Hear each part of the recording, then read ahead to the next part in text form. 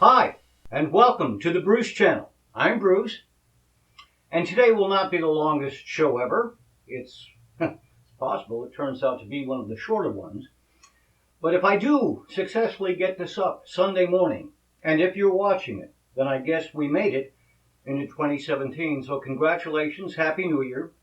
You know, throughout all of 2016, we learned that making it into the next year isn't anything any one of us can count on. In fact, making it to next week or even the next day. I lost one of my closest friends last year unexpectedly, so, tomorrow is promised to no one. By now you've likely seen the annual montage all the networks run on all the people we lost during the last year, and not to be maudlin. But I mentioned last week that Carrie Fisher was in the hospital, and at the time we published, there were no details other than she was stabilized. But what does that really mean? In hindsight, literally, it means she wasn't getting worse. But then through Sunday and Monday, no reports that she was thanking her fans for their support. And then we learned on Tuesday that she never did regain consciousness. She died on Tuesday afternoon. And then, taking it all to the level of bizarre, her mother, the wonderfully talented Debbie Reynolds, died the next day, ostensibly of a stroke, but more likely because of a broken heart. And that's a real thing. I'm not saying it's common, but neither is it rare. Years ago, although I was no longer her student, my piano teacher's husband died, and she died then just within a few days. And I think we've seen enough news stories and Facebook postings to know that it happens. Maybe they're not famous, so we don't know so much about it. But it does happen. According to Carrie's brother, Debbie Reynolds' son, Todd, Debbie said, "I want to be with Carrie." And a few hours later, she was. For me, it was really doubly ironic. A month ago or so, I'd mentioned the radio program Fresh Air and suggested that maybe you listen to a podcast where Terry Gross had interviewed Bobby V. Well, just last week and a half ago, days before Christmas, I listened to a podcast of Carrie Fisher on Fresh Air. She'd appeared there as part of her book promotion at the end of November. And I listened to that. The book, by the way, is called The Princess Diarist. It was a journal she kept during the making of the first Star Wars. And on the program, she talked of her life and the making of Star Wars and life with her mother and how she had taken care of her father, Eddie Fisher, during his last years. And during the interview, she was asked about the acknowledgments in the book where she mentioned her mother. In the acknowledgments to this new book, included in the acknowledgments are, "For my mother, for being too stubborn and thoughtful to die." Your mother is Debbie Reynolds. Did she come close to dying recently? Yeah. What happened? Yeah, no, the whole year was, she had 2 strokes. And she, as a result of having an abscess on her spine and having to have spine, and she got pneumonia. I mean, it was just, everything that could go wrong went wrong, and it was just the year from hell. And I thought, there were days we thought she was going to die. Yes, she stopped breathing. And I said to the nurse once, I said, have you ever seen someone come back from this place? Because she had 2 words left that she could say. And the woman said, sometimes. And she came back. She's fully back. She's fully back. Fully back. That's great. So that originally aired on November 28th. And again, I only listened to it midweek, just before Christmas. But then I spoke of a double irony. Now, I know the hottest movie right now is the newest of the Star Wars movies, right? Star Wars, Rogue or something? Now, I think I saw the first one twice and all of the others once. I was probably the last person in America to see episode 6. That was just a couple of years ago. I finally had seen all 6. So I haven't seen episode 7 and now the new one 8. So with all the hoopla going on, I thought I would reacquaint myself. I really don't remember much of anything other than Liam Neeson's in one of them, right? So just days before the news of Carrie's hospitalization, I'm watching the Star Wars movie. As fiction. the daughter, the mother. This would be rejected as too unbelievable. Anyway, I saw this and I thought it was really poignant. On the stool is 6-year-old Carrie Fisher watching her mother, Debbie Reynolds, performing on a stage somewhere in Las Vegas, I think.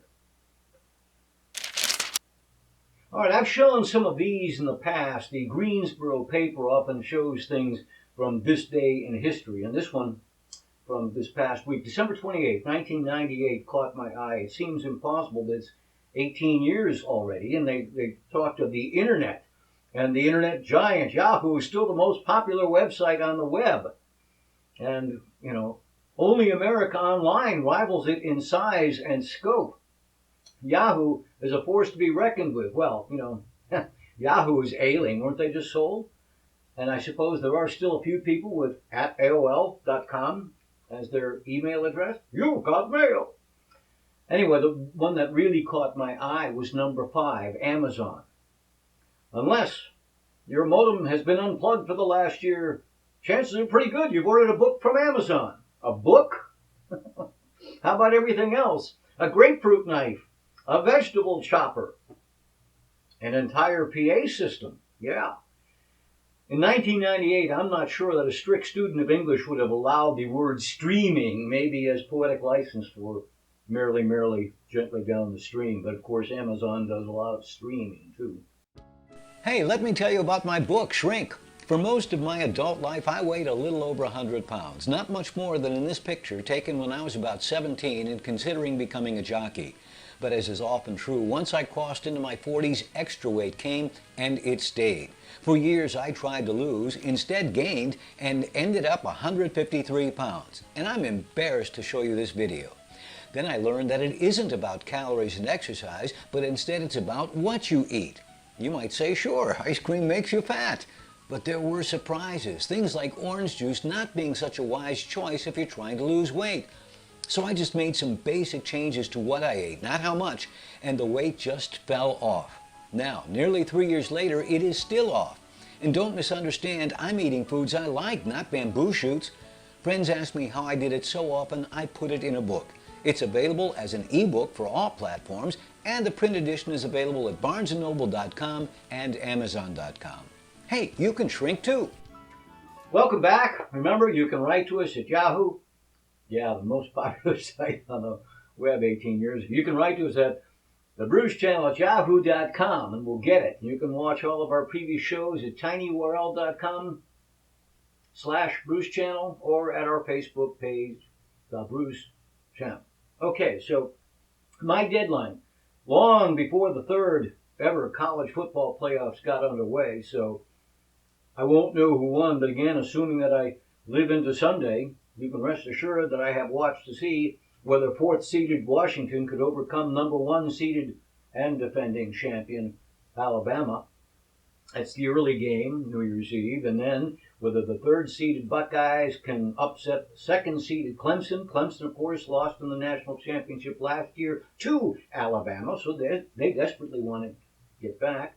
You may recall that in the first college playoffs ever, the Buckeyes, then they were 4th seed, did indeed knock off top seed Alabama, followed a week later by the win over the Oregon Ducks. Anyway, by the time you're watching, all of this is known, but as of right now, go Bucks. Oh, and then, on Sunday, all 32 NFL teams will play the final games of the regular season. No Monday Night Football. Some of those games will, of course, determine who makes it into the playoffs and who gets the first draft picks next spring.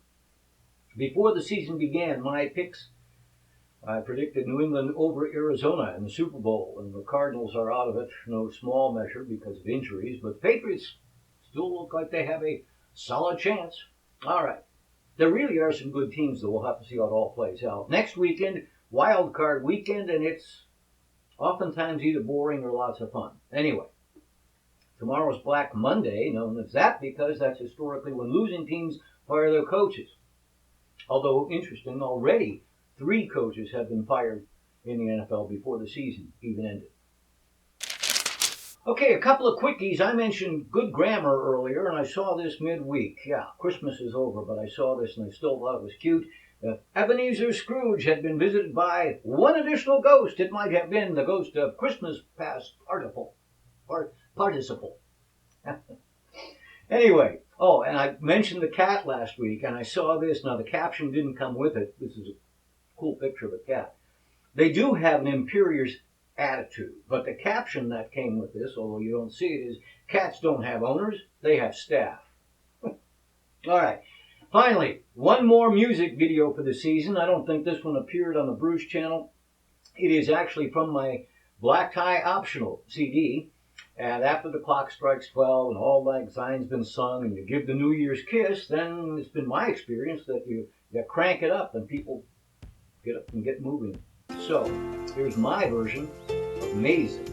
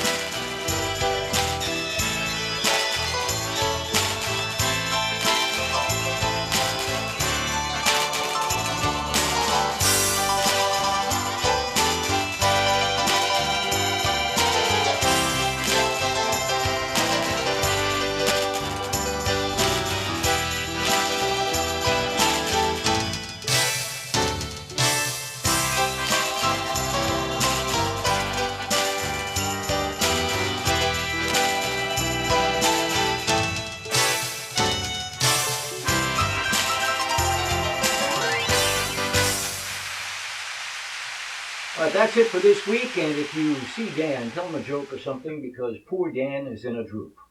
And for everybody else, I hope your upcoming week is the best one you've ever had.